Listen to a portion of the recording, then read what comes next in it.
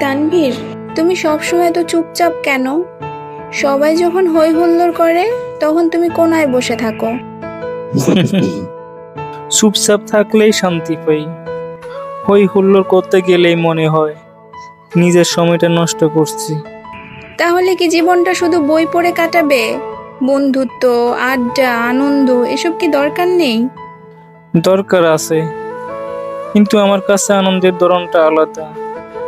আমি হয়তো একটা বই পড়ে কিংবা কারো গল্প শুনে আনন্দ পাই। তুমি কি কখনো ভেবেছো ভবিষ্যতে কি হবে তোমার?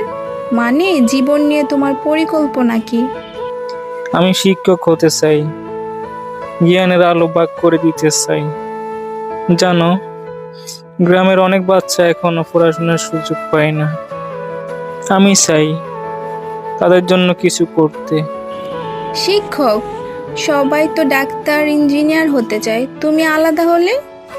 আমি চাই না শুধু নিজের জন্য বাঁচতে, চাই মানুষ আমাকে মনে রাখুক আমার কাজের জন্য। তুমি জানো, আমি সবসময় বিদেশ যেতে চাই। আমার স্বপ্ন অনেক বড়। বিদেশে গিয়ে কি করবে? আমি ফ্যাশন ডিজাইনার হতে চাই।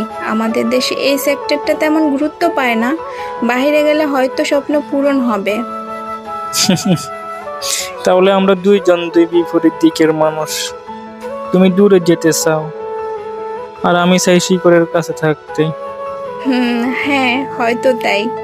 কিন্তু জানো, আমি মাঝে মাঝে ভয় পাই। যদি আমার স্বপ্নটা খুব বড় হয়ে যায় আর এক সময় ভেঙে পড়ে। ভয় পাওয়া স্বাভাবিক। স্বপ্ন যদি না ভাঙে তাহলে সেটা সত্যি স্বপ্ন নয়, কিন্তু আবার চেষ্টা করলে একদিন না একদিন সেটাই পূর্ণ হবে। তুমি সবসময় এমন কথা বলো যেগুলো আমাকে সাহস দেয়। আমি অনেক সময় ভেবেছি, যদি তোমার মতো শান্ত মন থাকতো তাহলে হয়তো আমি এত দুশ্চিন্তায় ভুগতাম না।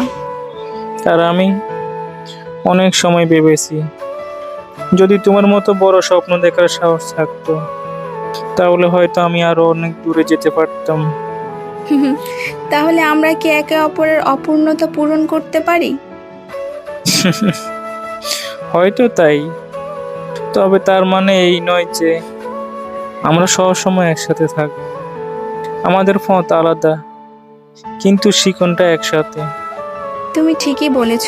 হয়তো আমরা ভবিষ্যতে একই শহরে থাকবো না, হয়তো অনেক দূরে চলে যাব, কিন্তু আজকের এই কথোপকথন আমার মনে থাকবে। আর আমার কাছেও বন্ধুত্ব সবসময় প্রেমের চেয়ে বড়, কারণ প্রেম ভেঙে যেতে পারে, কিন্তু সত্যিকারের বন্ধুত্ব ভাঙে না। তাহলে প্রতিশ্রুতি দাও, যেখানেই থাকি না কেন আমরা একে অপরের খবর রাখবো।